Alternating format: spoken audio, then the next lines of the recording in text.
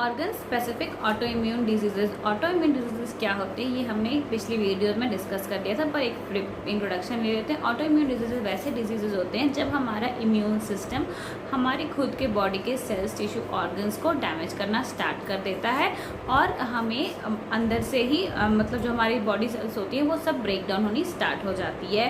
तो इसी को कहते हैं हम ऑटो इम्यून डिजीजेज। मतलब immune, auto mean self, immune मतलब हमारा इम्यून सिस्टम, उससे जो डिजीज़ होने वाली होती है वो हमारी ऑटो इम्यून डिजीज़ होती है।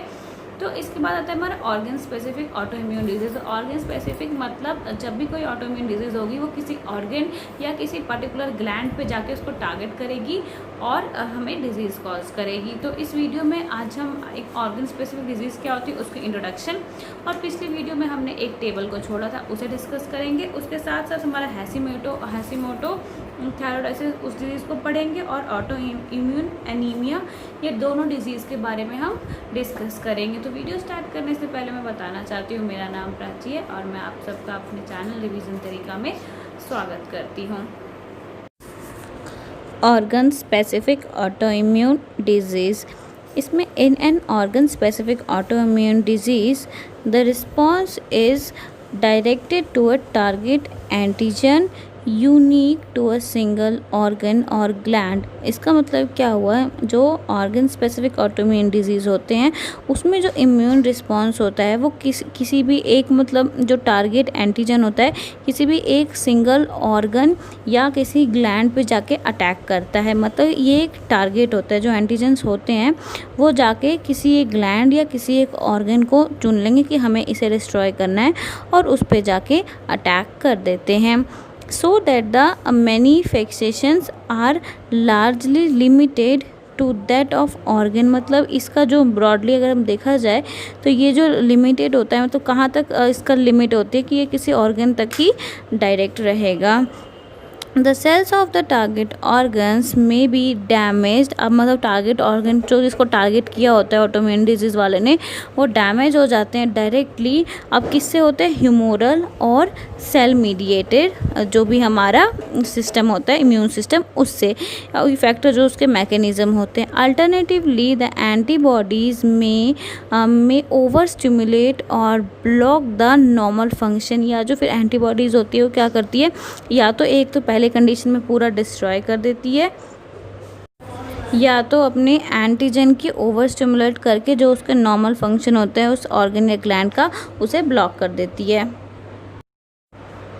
तो ये जो चार्ट है इसमें आप देख सकते हैं organ specific auto immune disease, जो हमने कल वाली वीडियो में देखा था, मतलब इससे पहले वाली वीडियो में वहाँ पे मैंने एक टेबल का जिक्र किया था जो कि मैंने बोला था आपको नेक्स्ट वीडियो में मिल जाएगी। तो ये वही टेबल है जिसमें आपको organ specific auto immune disease कौन कौन से होते हैं उसके एग्जाम्पल दिए। मतलब यहाँ पर दिखा हुआ है Addison diseases, adrenal cells, autoimmune किस चीज़ को अफेक्ट करती है, autoimmune hemolytic anaemia, RBC membrane protein, autoantibody. इस तरह से यहाँ पे आपको तो 10 मिल जाएंगे जिसके हेल्प से हमें पता चलेगा हार्ट, किडनी, किस किस चीज़ पे हमें जो भी इफ़ेक्ट या इम्पैक्ट पड़ता होगा उस चीज़ को हम फाइंड आउट कर सकते हैं। ऐसा ही एक टेबल आपको सिस्टमेटिक ऑटो इम्यून डिजीज़ का भी मिल जाएगा, पर जब हम उसे स्टडी करेंगे तो हम उसे देखेंगे। तो हम फर्दर कंटिन्यू करते हैं।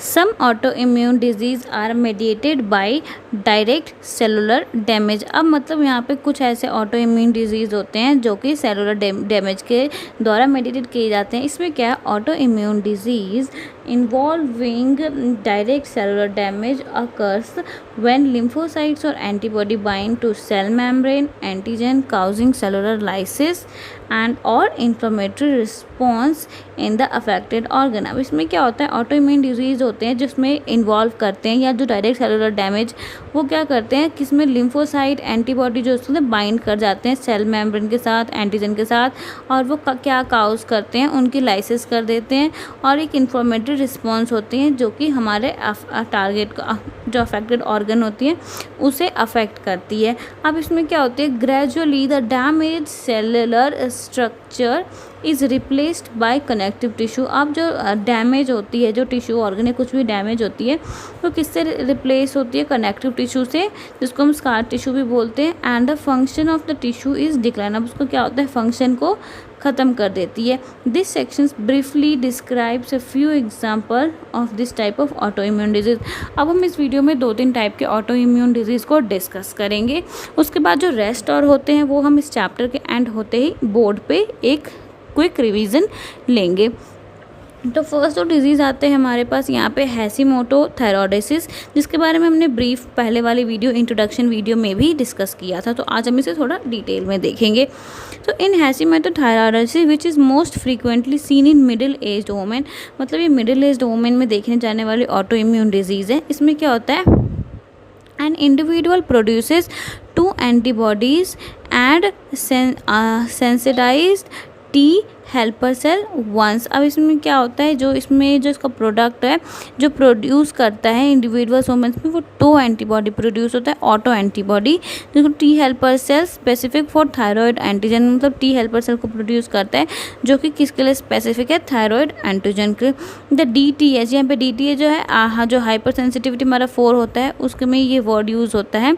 Response is characterized by an intense infiltration of the thyroid, मतलब ये जो रिस्पॉन्स होता है ये कैरेक्टराइज होता है किसके लिए? जो हमारे पास जो फिल्ट्रेशन होता है, पर यहाँ पे क्या करता है? इनफिल्ट्रेशन करवा देता है और वहाँ पे thyroid gland, lymphocytes, macrophage, plasma cells which form lymphatic follicles and germinal centres. अब इसकी एक इमेज है वो भी हम देखने की कोशिश करेंगे आगे। तो उस तरह का क्लस्टर टाइप का बना देता है। The ensuing inflammatory response causes a goitre, मतलब एक गाइटर बना देता है और जो विजिबल होता है enlargement of thyroid gland.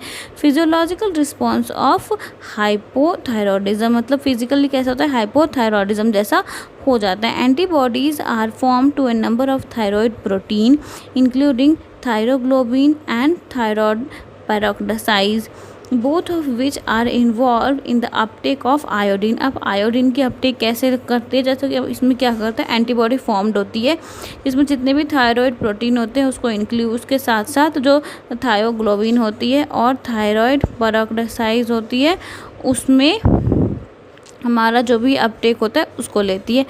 Binding of auto antibodies to these proteins interferes with iodine uptake and lead in decrease the production of thyroid hormones, hypothyroidism. इसमें क्या होता है? मेनली एक डिजीज़ है जिसमें मिडिल एज वोमेन में देखी जाती है और ये कुछ ऑटो एंटीबॉडीज़ प्रोड्यूस करता है जो कि टी हेल्पर सेल्स को सिग्नल देता है और ये जाके थायराइड ग्लैंड को अफेक्ट करती है। थायराइड ग्लैंड को अफेक्ट करने के बाद क्या होता है? जो इसके इन्फिल्ट्रेशन वाले काम है, इन्फिल्ट्रेशन ऑफ थायराइड वाले में इसको बहुत ज़्यादा अफेक्ट करता है। उसके बाद क्या होता है? इसमें मेनली जो प्रोटीन बनाता है, प्रोटीन बनाने के टाइम ये 2 प्रोटीन को इंक्लूड कर लेता है, थायोग्लोबिन और थायराइड पेरोक्साइड। इसमें क्या होता है? जो कि आयोडीन की अपटेक कर लेता है। ये आयोडीन की अपटेक करने के बाद जब ये इसकी प्रोडक्शन डिक्रीज होने लगती है बॉडी में तो वो हमारा जो थायराइड हार्मोन है वो बना नहीं पाता है। उसके बाद आता है हमारे पास autoimmune anaemias. Autoimmune anaemias में क्या होता है? Autoimmune anaemias include pernicious anaemia, autoimmune hemolytic anaemia and drug included hemolytic anaemia. अब इसमें क्या क्या होता है? क्या क्या इंक्लूड करता है वो सारे हमारे पास नाम लिखे हुए, जैसे hemolytic anaemia, drug included hemolytic anaemia, pernicious anaemia is caused by autoantibody और auto antibody to interference factors of a membrane bond इंटरसेंशियल protein on gastric parietal cell. उसका कहते हैं intrinsic factor facilitates uptake of vitamin B12। अब जो होता है हमारे पास इंट्रेंसिक फैक्टर वो क्या फैसिलिटेट करता है? हमें अपटेक करने में B12 from a small intestine.